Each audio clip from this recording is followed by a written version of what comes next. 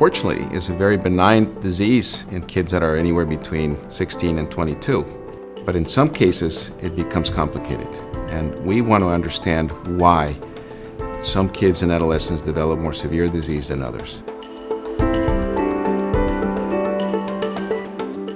In some cases, usually 3 weeks, 4 weeks after the initial infection, some kids and young adults develop a very high fever. They develop swelling of the hands and feet. They develop a rash. They develop very severe heart disease. And we tied those symptoms to COVID-19. It's not the actual infection, it's the post-infectious process that can lead to something called MIS-C, which is multi-inflammatory syndrome. They end up in the hospital. Many require intensive care, and many require hospitalization for a long time.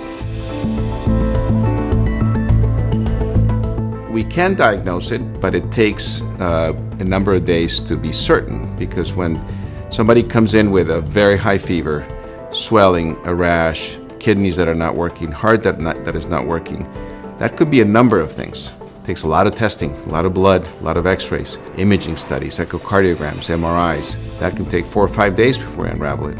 And now we have an opportunity, and you can help us, to actually using a little bit of SPID to unravel the mystery of MIS-C.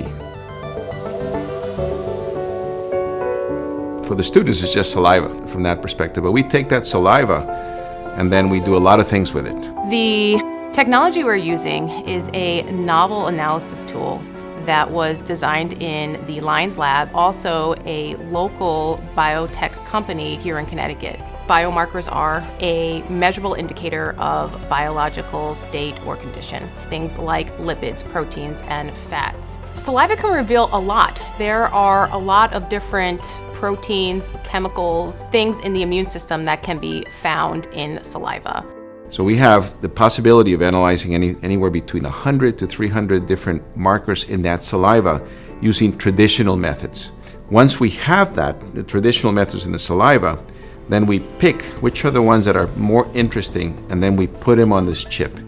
When you're trying to look at biomarkers, you're kind of looking at them one at a time. Where here, we can actually take this chip and we can look at hundreds of them at a single time. We are really trying to look at different biomarker patterns, trying to find a rapid way of diagnosing these kids. By doing this type of research, we hope we'll be able to come up with something that makes it real easy for the doctors and nurses in the emergency department. And it will give a lot of confidence in the therapies we can begin by having this little chip that will help with the diagnosis. Thank you for listening, and I hope you can help us. This is going to be very important for us, very important for science, and you could help kids in the process. So feel better, spit in a cup, and participate in the study. Greatly appreciated.